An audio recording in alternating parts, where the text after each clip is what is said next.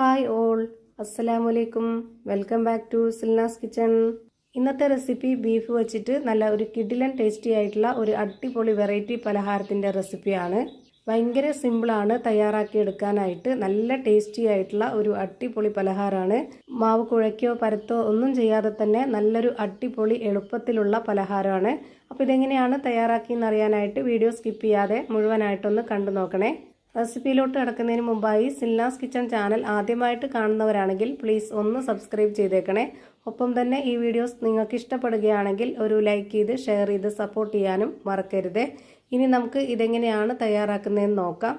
ആദ്യം തന്നെ ഇതിലേക്ക് വേണ്ടുന്ന ഒരു കൂട്ടാണ് തയ്യാറാക്കുന്നത്. അതിനായിട്ട് സ്റ്റൗവിലേക്ക് ഒരു പാൻ വെച്ച് കൊടുത്ത് ഫ്ലെയിം ഓൺ ആക്കി കൊടുത്തിട്ടുണ്ട്. ഇതിലേക്ക് കുറച്ച് എണ്ണ ഒഴിച്ചു കൊടുക്കാം. എണ്ണ നല്ല പോലെ ഒന്ന് ചൂടായിട്ട് വരുന്ന സമയത്ത് ഇതിലേക്ക് ഒരു 2.5 സവോള ചെറുതായിട്ട് കട്ട് ചെയ്തിട്ടുള്ളതാണ് ഇതിലേക്ക് ഇട്ട് കൊടുക്കുന്നത്. പിന്നെ ഇതിലേക്ക് വേണ്ടത് 2 തക്കാളിയാണ്. ആ ഒരു 2 തക്കാളിയും നല്ല പോലെ പൊടി പൊടിയായിട്ടാണ് അരിഞ്ഞെടുത്തിട്ടുള്ളത്. പിന്നെ ഇതിലേക്ക് 2 പച്ചമുളക് കട്ട് ചെയ്തതും ഇട്ട് കൊടുക്കുന്നുണ്ട്. ഈ പലഹാരത്തിന് വേണ്ടി ഈ ഒരു കൂട്ട് തയ്യാറാക്കുമ്പോൾ നമ്മൾ നന്നായിട്ട് ചെറുതായിട്ട് കട്ട് ചെയ്തിട്ട് വേണം ഇതെല്ലാം ചേർത്ത് കൊടുക്കാനായിട്ട്. എന്നാലേ നമ്മൾ ഉദ്ദേശിക്കുന്ന ആ ഒരു രീതിയിൽ ഈ ഒരു കൂട്ട് തയ്യാറായി കിട്ടുള്ളൂ. ഇനി ഇതിലേക്ക് ഇതുപോലെ ചെറിയ സ്പൂൺ അളവിൽ 2 സ്പൂൺ വെളുത്തുള്ളി, ഇഞ്ചി, പെരുംജീരകം ഇതെല്ലാം ഒന്നിച്ച് ചതച്ചത് ഇട്ട് കൊടുക്കുന്നുണ്ട്.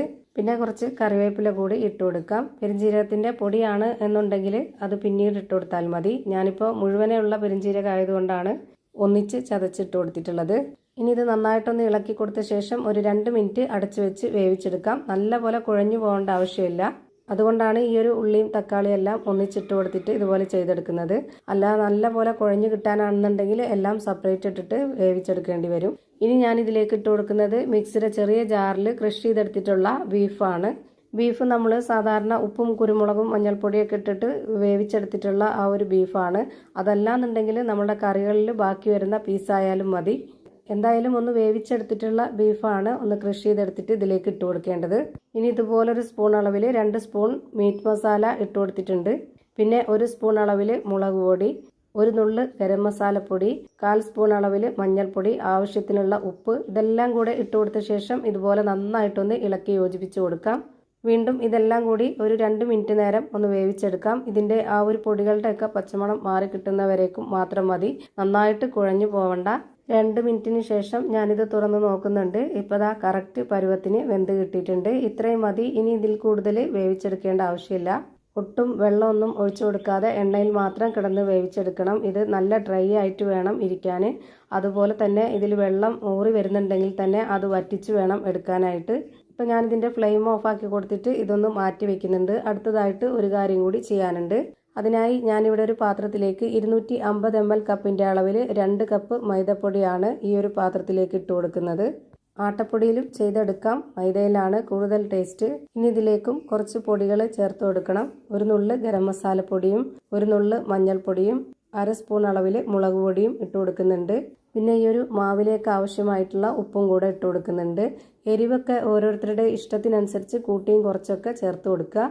ഇനി ഇതിലേക്ക് വെള്ളമാണ് ഒഴിച്ചു കൊടുക്കാനുള്ളത്. 250 ml കപ്പിൻ്റെ അളവിൽ 1 കപ്പ് വെള്ളം ആദ്യം മുഴുവനായിട്ട് ഒഴിച്ചു കൊടുത്തിട്ടുണ്ട്. അടുത്തതായി ഇതേ കപ്പ് അളവിൽ തന്നെ 1 കപ്പ് വെള്ളം എടുത്തിട്ട് അതിൻ്റെ പകുതിയാണ് ഞാനിതിലേക്ക് ഒഴിച്ചു കൊടുത്തിട്ടുള്ളത്.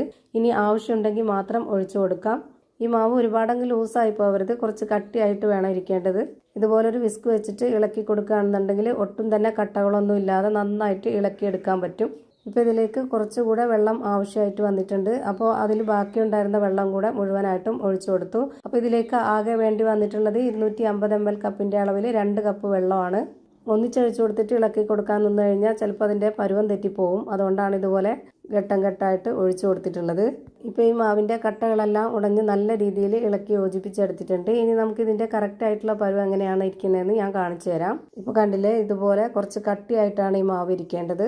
അടുത്തതായിട്ട് നമ്മൾ നേരത്തെ റെഡിയാക്കി വെച്ചിട്ടുള്ള ആ ഒരു കൂട്ട് നമുക്കിഷ്ടമുള്ള ഏതെങ്കിലും ഒരു ഷേപ്പിൽ തയ്യാറാക്കി എടുക്കണം. അതിനുവേണ്ടി ഞാനിവിടെ കൈ രണ്ടൊന്ന് നനച്ചെടുത്തിട്ടുണ്ട്. എന്നിട്ട് ഇതിൽ നിന്ന് കുറച്ചെടുത്തിട്ട് ഇതുപോലെ ഒന്ന് ബോൾസ് ആക്കി എടുത്തതിന് ശേഷം ചെറുതായിട്ടൊന്ന് പ്രസ് ചെയ്തെടുക്കുന്നുണ്ട്. ഇതുപോലെ ചെറിയ ചെറിയ അളവിലാണ് ഞാനിപ്പോൾ ഇത് ഫ്രൈ ചെയ്തെടുക്കാനായിട്ട് പോണത്.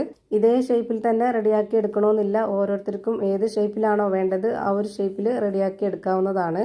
ഇനി വീണ്ടും നമ്മൾ ഇതുപോലെ എടുത്ത് ചെയ്യണമെന്നുണ്ടെങ്കിൽ കൈ ഒന്നുകൂടി നനച്ചെടുക്കാം. എന്നിട്ട് വീണ്ടും അതിൽ നിന്ന് കുറച്ച് എടുത്തിട്ട് ഇതിൽ കൈൻ്റെ ഉള്ളിൽ വെച്ചിട്ട് ഒന്ന് ബോൾസ് ആക്കി എടുത്തിട്ട് ഇതുപോലെ ഒന്ന് ചെറുതായിട്ടൊന്ന് പ്രസ് ചെയ്ത് കൊടുത്ത് ഈ ഒരു ഷേപ്പിൽ റെഡിയാക്കി എടുക്കാം. ഇനി നമ്മൾ റെഡിയാക്കി വെച്ചിട്ടുള്ള ആ ഒരു മാവിലേക്ക് ഈ ഒരു കൂട്ട് ഇട്ട് കൊടുക്കുക. എന്നിട്ട് നമ്മൾ അതിന് മുകളിലേക്ക് കൂടി കുറച്ച് മാവ് എടുത്ത് ഒഴിച്ചു കൊടുത്തതിന് ശേഷം നേരെ ഇതങ്ങെടുത്ത് ചൂടായി വന്ന എണ്ണയിലേക്ക് ഇട്ട് കൊടുക്കുക. അങ്ങനെ എല്ലാം ഞാൻ അതേപോലെ ചെയ്തിട്ട് ഈ ഒരു പാനിൽ ഇട്ട് കൊടുക്കുന്നുണ്ട്. ഭയങ്കര സിമ്പിളായിട്ട് തയ്യാറാക്കി എടുക്കാൻ പറ്റുന്ന ഒരു പലഹാരമാണ്. നല്ല ടേസ്റ്റുമാണ് കഴിക്കാൻ വേണ്ടിയിട്ട്.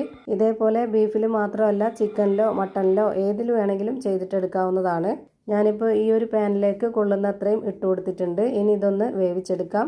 ഒരു മീഡിയം ഫ്ലെയിമിൽ വേണം ഇട്ട് കൊടുക്കാനായിട്ട്. എന്നിട്ട് ഇതുപോലെ ഒരു സ്പൂണിൽ കുറച്ച് എണ്ണ ഇതിന് മുകളിലേക്കായിട്ട് കോരി ഒഴിച്ചു കൊടുക്കുക.